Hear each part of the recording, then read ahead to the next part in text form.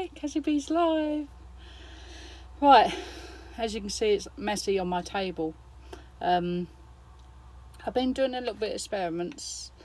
I like my buckle, ma'am, but he is so heavy. So I thought I'd do a bit of experiment on him. I got the old pot, and I was going to put him in here and fill him up with glue, but then I thought I won't get him out. So what I've done, I stuck him on there, and then I'm finding paper. I put paper around the side to build a barrier, and then I just filled the all over him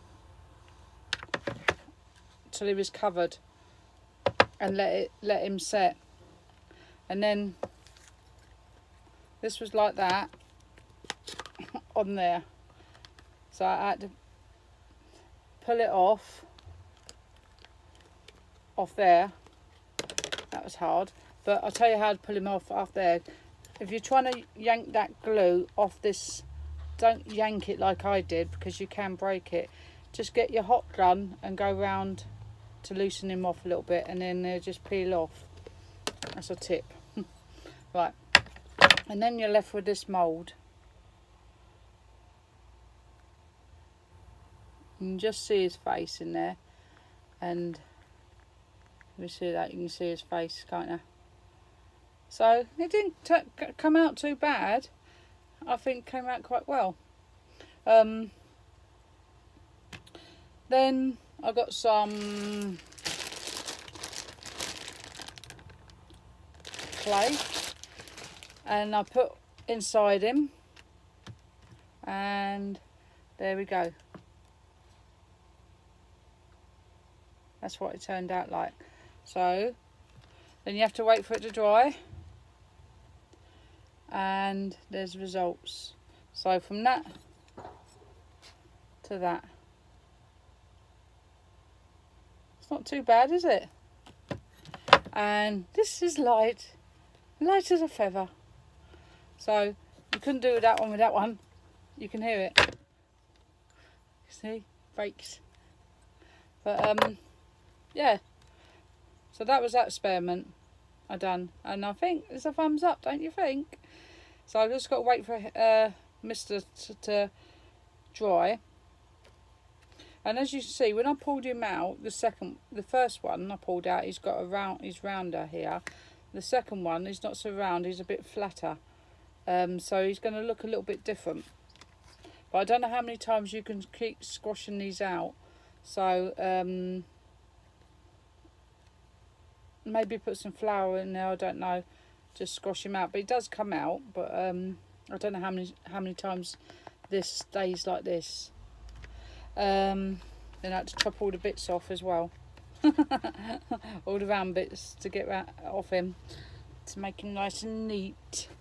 Then I decided I had these napkins, and I wanted the feathers to be sticky and rough. Well, not sticky, but rough and rigid, so you could feel them and they feel like that you're stroking the thing.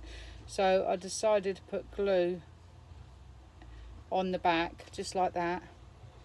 Don't know if you can see. And then I put on the back of it, I put the other napkin, and there's the other napkin on top of him, and it gives you the ridges and ridges. So on the front, you won't know what I've done, but because I've done it on the back as well, it makes it darker. So when you paste this on your whatever you want to paste it on, you got the colours coming through. You won't lose them. And I've done it on his face. Tried to see what it looked like on its face on its own. Can you see? It's quite cool, isn't it? So again, you do lose a little bit of the colour, but if you put it with white, let's see if you can put it with white. Got anything white? Got a bit of card, so that's just white. The colour comes back. That's another tip. So that's what I've done with using my glue gun. So I hope you enjoyed it. You got any questions? So you got the mould that I done, and that's it dried and painted using my glue to make a mould out of this. So that's the first thing. And like I said, it's quite heavy, so just look around what you want to have moulded, and most things can get moulded.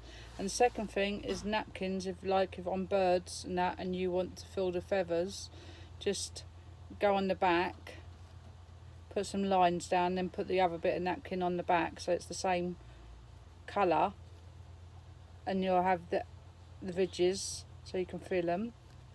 Also, if you want it to be hard on the front and you can see, put a load of glue on it where you want it, like that. And like I said, it'd be dull at first till you put your white, see? White. So if you put your gesso on the back, it'll come up white and the colours will come back. But you've also got something stuck there and nobody can pick it up, and they won't know what you've done if you do an even job with the glue. But there you go. Did you enjoy that? Thank you for watching Kazzy B's Crafts. I have other channels if you want to look. I don't know if you can see that.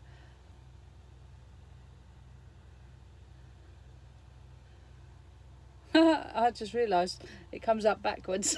So, Kazzy B's Crafts on YouTube and on Facebook.